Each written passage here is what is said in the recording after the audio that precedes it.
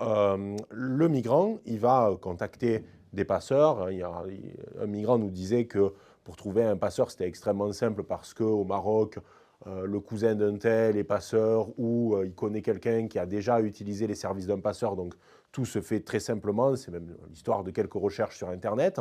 Ensuite, tout est organisé sur des boucles Telegram. Donc là, on a des boucles qui sont organisées par les passeurs eux-mêmes. Et en fait, il y a des packs qui sont prévus. Alors ça, c'est quand même assez fascinant, c'est-à-dire comme lorsque vous payez un abonnement pour un service, je ne sais pas, pour une plateforme de streaming ou autre, plus vous payez cher, plus vous avez accès à des avantages. Et bien là, c'est exactement la même chose, c'est-à-dire plus le migrant va payer cher son pack, qui peut aller entre 3 000 et 15 000 euros, plus il va avoir des avantages. Alors ces avantages, c'est quoi? C'est par exemple la possibilité de télécharger des cartes sans le réseau. C'est-à-dire qu'ils puissent, notamment via Mapster, ce qui leur permet en fait de pouvoir se déplacer sans avoir d'accès à Internet, puisque le service de géolocalisation de leur téléphone permet de savoir où ils sont et de connaître par exemple là où il y a la frontière, certaines zones, etc.